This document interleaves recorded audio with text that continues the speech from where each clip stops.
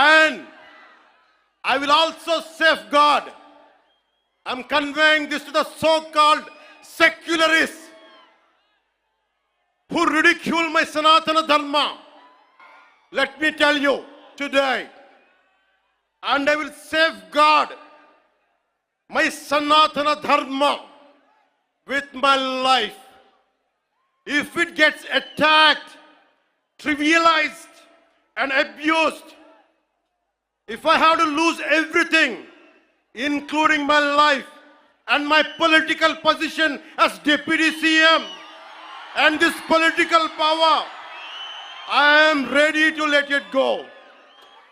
This is an oath I have taken in my life when I was at the age of 21 in the same Tirupati, when I was looking at the foothills of Lord Balaji, looking at the caption, looking at the sloka, Dharmo Rakshita Rakshitaha, Dharmani Rakshise Dharmani Rakshistundani.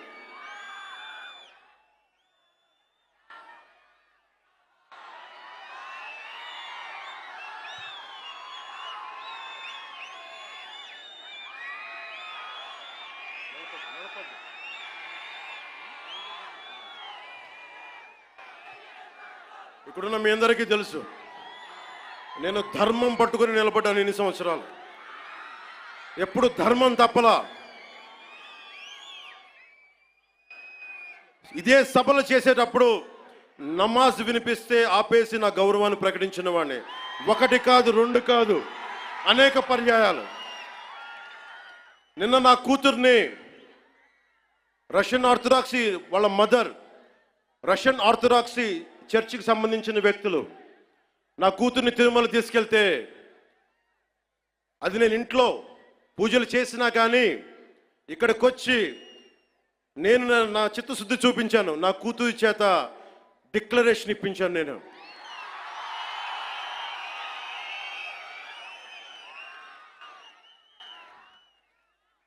అందరికీ చెప్తాం, నన్ను విమర్శించే వాళ్ళందరికీ చెప్తున్నా, ఏ రస్తా అయితే యుద్ధాలు చేస్తుందో, ఏ రస్తా అయితే యుద్ధాలు చేస్తుందో, గెలుస్తుందో ఓడుతుందో, కానీ ముందుకు పోతుందో అదే నా రస్తా. ఏ రస్తాలో కూడా సంఖ్యలు కూడా సవాల్ చేస్తాయో, ఏ రస్తాలో కూడా అపజయం కూడా అగ్ని జ్వాలై మండుతుందో అదే నా రస్తా. ఏ రస్తాలో మరణం కూడా మహాప్రబంధంగా ప్రతిధ్వనిస్తుందో అదే నా రస్తా. అందుకే పరాభవం చెందిన, పరాజయాలు పొందిన ఎందుకు కదలకుండా నిమ్మకు నీరెత్తినట్టు ఉంటానంటే, నా సనాతన ధర్మం మీద నాకున్న అచంచలమైన విశ్వాసం. ఈ మధ్యన సనాతన ధర్మం ఒక వైరస్, దాన్ని అంతం చేస్తాం అంటున్నారు కొందరు. గతంలో శ్రీరామచంద్రుణ్ణి, మనందరం కొలిచే శ్రీరామచంద్రుణ్ణి కొన్ని దశాబ్దాల క్రితం పాదరక్షలతో కొడుతూ, చెప్పులతో కొడుతూ, ఊరేగింపుతో తీసుకెళ్లారు. మధ్యలో రామాయణం కల్పవృక్షం అని గొప్పగా చెప్తే, కాదు రామాయణం కల్పవృక్షం కాదు, రామాయణం విషవృక్షం అని అన్నారు. ఈ మధ్యలో రామతీర్థంలో శ్రీరామచంద్రమూర్తి విగ్రహం తల నరికేస్తారు. గత కొంతకాలంగా కల్తీ నెయ్యితోటి, జంతువు కొవ్వుతోటి కలిపిన ప్రసాదాలు ఏడుకొండల వాడికి నైవేద్యంగా పెడతారు. అదే ప్రసాదాలు ఆంధ్రప్రదేశ్ నుంచి 1,00,000 లడ్డులు చేసి ఆ కల్తీ నెయ్యితోటి అయోధ్య రాముడికి పంపిస్తారు. దేశ ప్రతిపక్ష నాయకుడు అయోధ్య రామాలయాన్ని ప్రారంభోత్సవాన్ని నాచ్ గానా సభగా చెప్తారు. ఆయన మా మనోభావాలు దెబ్బతిన్నావు. When the honorable opposition leader, Sri Rahul Gandhi says, Ayodhya ceremony, when he compares to it as a Nachigahan Sabha, none of the Sanatani Hindus should not get hurt. We have to be happy about it. And you want the votes of all the Sanatani Hindus to get into the power, to be a political leader, to be in the opposition. And you want all the votes of Sanatani Hindus. But you don't respect Lord Rama. You might hate Modi ji. You might hate us. But don't you guys dare to talk about Lord Sri Rama.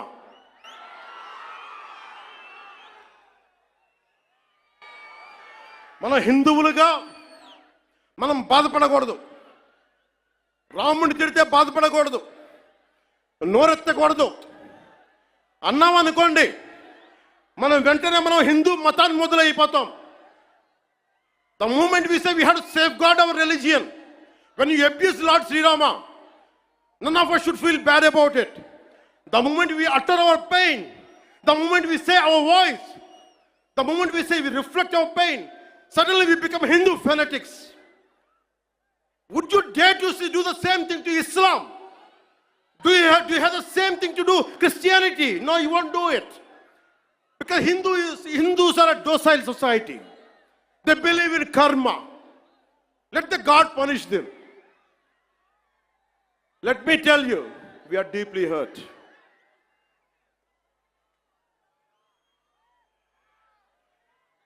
అంటే వీళ్ళు ఎవరినైనా ఏదైనా తిట్టొచ్చు, కానీ మనకు బాధపడే హక్కు లేదు. బాధని వ్యక్తపరిచే హక్కు అంతకన్నా లేదు. భారతదేశంలో సెక్యులరిజం అంటే హిందూ ధర్మాన్ని దూషించు, అపహాస్యం చేయి, అన్య మతాలను వెనకేసుకొస్తే అది true secularism according to the so called pseudo secularist.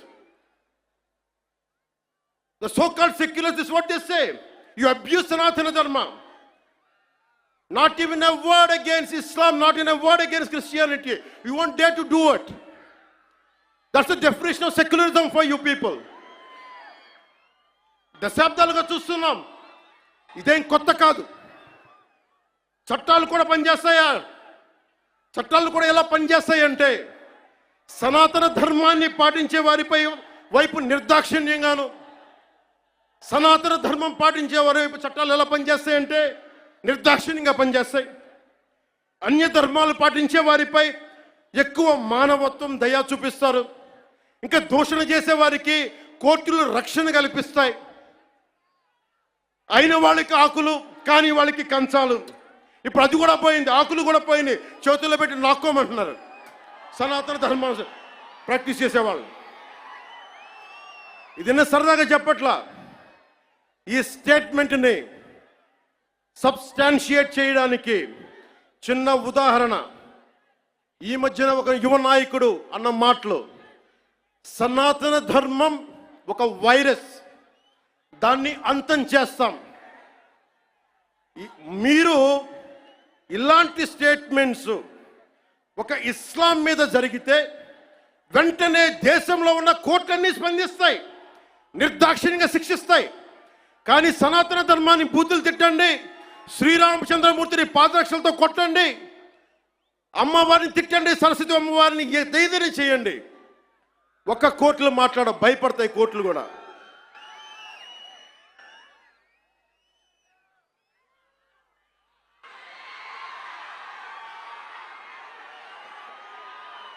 This is a classic case of justice.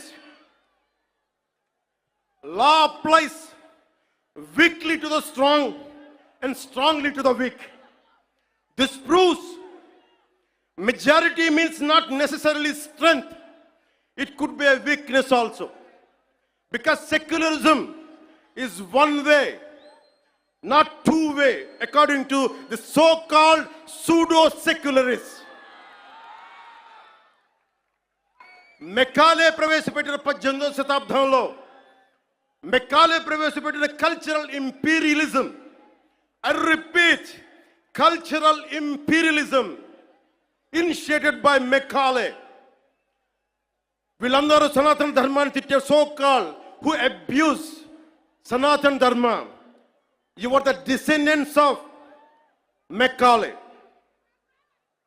సాంస్కృతిక సామ్రాజ్యవాదం, కల్చరల్ ఇంపీరియలిజం, ఇంకా రాముణ్ణి సనాతన ధర్మంపై దాడి చేసే వాళ్ళలో ఇంకా వెల్లురుకుంటూనే ఉన్నాయి. ఈ కల్చరల్ ఇంపీరియలిజం ఇంకా చిగురులు తొడుగుతూనే ఉన్నాయి. సనాతన ధర్మం మీద, హిందూ దేవతల పైన దాడి చేసే సెక్యులరిస్టులకి అగ్రరాజ్యాల్లో ఉండే in God we trust, God save the king, so help me God అని రాసే పశ్చిమ అగ్రరాజ్యాలు కనిపించవు. మిడిల్ ఈస్ట్ లో ఉండే ఇస్లామిక్ దేశాలు, ఆసియా, ఆఫ్రికాలో ఉండే ఇస్లామిక్ దేశాలుగా మేము ప్రకటించుకుంటున్నాం. మాది ఇస్లామిక్ రాజ్యాలను ప్రకటించుకుంటే ఈ సూడో సెక్యులరిస్టులకి అవేం కనిపించవు. తూర్పు పాకిస్తాన్ 1971లో లిబరేషన్ ఆఫ్ బంగ్లాదేశ్ యుద్ధంలో 3630 మంది దేశ సైనికులు చనిపోయారు. 856 గాయపడ్డారు. 213 మంది ఈ రోజుకి అచూకు లేదు. దానిని మనం రక్తంతో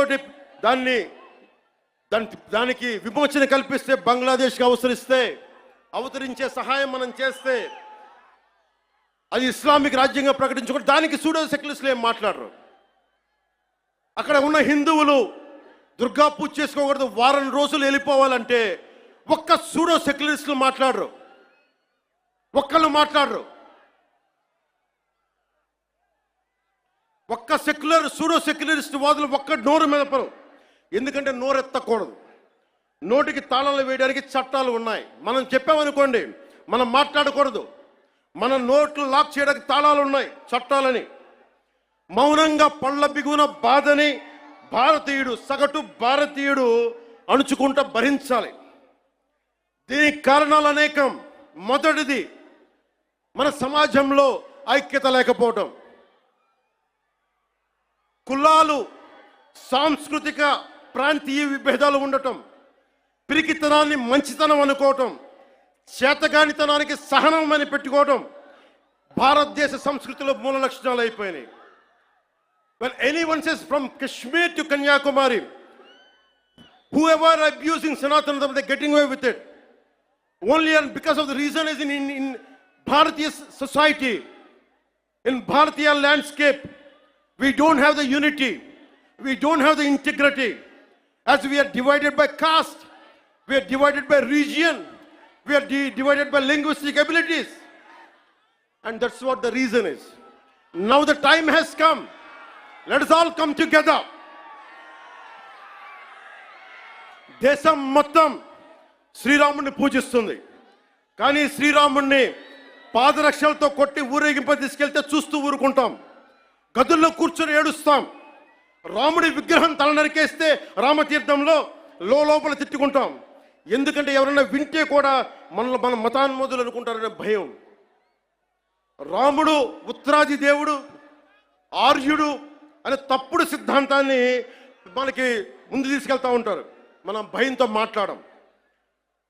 చెప్పాలా, ఈ దేశం మూల సంస్కృతికి వెన్నెముక శ్రీరాముడు. రాముడు ఉత్తరాది దేవుడా? మనందరి దేవుడు కాదా? రాముడు ఏ ఛాయలో ఉంటాడు? నల్లని మేఘ ఛాయలో ఉంటాడు. కృష్ణుడు నల్లని మేఘ ఛాయలో ఉంటాడు. కాళికాదేవి నల్లని ఛాయలో ఉంటుంది. సనాతన ధర్మానికి రంగు వివక్ష లేదు. ఇది కొత్తగా తీసుకొచ్చిన మెకాలే రంగులు ఇవన్నీ. మీకు సూడో సెక్యులర్ వాదులకు చెప్తున్నాం, don't rub your ideology on to us. We are beyond race and creed. We are beyond.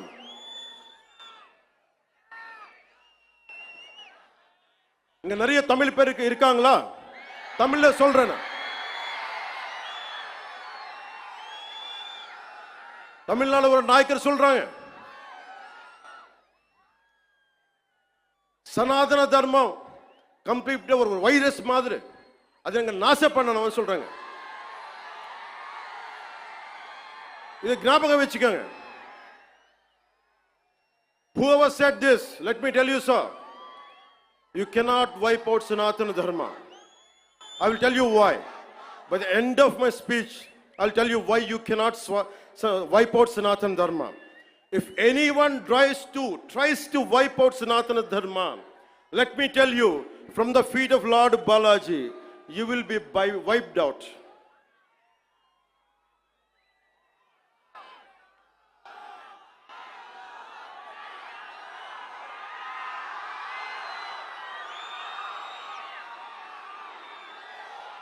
తప్పులు జరుగుతూ ఉంటే మనకి పిరికితనం ఆవహించేసింది. నేను ఎప్పుడు అభివృద్ధి, యువతకు ఉద్యోగాలు కావాలి, అభివృద్ధి జరగాలి. నేను ఇన్నిసార్లు చూశాను. ఇన్ని దశాబ్దంలో నేను అందరినీ కౌలు రైతులకు సహాయం చేశాను. మతం చూడలా. ఎంతమంది ముస్లిం రైతులకు నేను సహాయం చేశాను. ఎంతమంది యేసుక్రీస్తు మతం పుచ్చుకున్న రైతాంగాన్ని నేను సహాయం చేశాను. సనాతనం పాటించేవాడు ఎప్పుడు మత వివక్ష పాటించడు. నేను కోరుకుంటున్నది ఒకటే, నేను అన్ని మతాల్ని గౌరవిస్తా, నేను ఆరాధించే సనాతన మతాన్ని దూషించకండి. అదొకటి నేను కోరుకున్నాను. ఎందుకు మనం మాట్లాడలేం? మనలో వీరత్వం చచ్చిపోయింది. మనం ఎట్లా తయారయ్యామంటే జీవం కోల్పోయాం మనం. అందుకే నేను ధైర్యంగా ఎందుకు నిలబడ్డాను. 151 ఎమ్మెల్యేలుండి 23 మంది ఎంపీలుంటే అంతమంది కలిసి నన్ను ఒక్కడినే తెలంగాణ బార్డర్లో ఆపేస్తే ఎందుకు వచ్చాం బయటికి? ధైర్యం, వీరత్వం. తప్పు జరుగుతున్నప్పుడు ఎప్పుడు ఎలుగెత్తి చెప్పాలి. మీకు అన్యాయం జరుగుద్ది, అందుకనే వచ్చాం ఈ రోజున. మీరు నిలబడ్డారు. ధైర్యం లేని చోట, వీరత్వం లేని చోట మొత్తం పోద్ది. ధైర్యే సాహస లక్ష్మి అంట. ధైర్యం ఉన్న చోట ఐశ్వర్యం ఉంటుంది, ధైర్యం లేని చోట అన్నీ పోతాయి. అందుకే నాకు ఇష్టమైన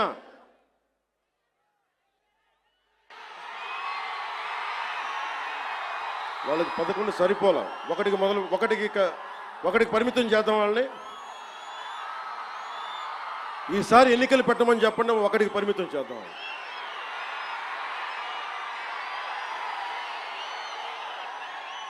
నాకు ఇష్టమైన కవి శేషేంద్రతో పాటు నాకు ఇష్టమైన హిందీ కవి, హిందీ రాష్ట్ర కవి శ్రీ రామ్ధారి సింగ్ దినకర్. ఆయన రాసిన పరశురాంకి ప్రతీక్ష చాలాసార్లు చదువుకొని గుండెలో ధైర్యం నింపుకునేవాడిని. చైనాకి మన దేశానికి యుద్ధం వచ్చినప్పుడు మీరు సైనికుల్ని బలి చేశారు, సరిగ్గా చేయలేదన్న వేదనతోటి పరశురాంకి ప్రతీక్ష రాశారు. దాంట్లో ఉన్న కొన్ని పంక్తులు మీకు చదివి వినిపిస్తాను. वीरता जहां पर नहीं पुण्य का क्षय है, वीरता जहां पर नहीं स्वार्थ की जय है. ధైర్యం లేని చోట మంచి విలువలు క్షీణిస్తాయి, నశిస్తాయి. ధైర్యం లేని చోట వైసీపీ లాంటి స్వార్థపూరిత శక్తులు సనాతన ధర్మాన్ని మట్టిలో కరిపిస్తామని చెప్పే శక్తులు విజయ దుందుబిని మోగిస్తాయి. భిన్నత్వంలో ఏకత్వం అంటే సనాతన హిందూ ధర్మాన్ని ఒంటరి చేసి చంపడం కాదు కదా. భిన్నత్వంలో ఏకత్వం అంటే అన్నీ కలుపుకొని వెళ్ళటం. విజయనగర సామ్రాజ్యం రాజులు ఆ రోజున అరబ్ దేశాల నుంచి వచ్చిన అశ్వక వర్తకులకి మాకు ప్రార్థన చేసుకోవడానికి నమాజ్కి మస్జిద్ లేదంటే మస్జిద్ కట్టించింది. సనాతన ధర్మం చాలా గొప్పతనం. పోర్చుగీస్ వ్యాపారస్తులకి మా క్రిస్టియానిటీకి చర్చిలు లేవంటే చర్చిలు కట్టించారు. ఆ రోజు ఎవరు ఎదుర్కోలా. అలాంటి సనాతన ధర్మాన్ని మట్టిలో కలిపేస్తాం, మస్ చేస్తామంటే అలాంటి వాళ్ళందరూ కూడా చెప్తున్నాం, మేము చేతులు కట్టుకొని కూర్చోలా. గుర్తుపెట్టుకో.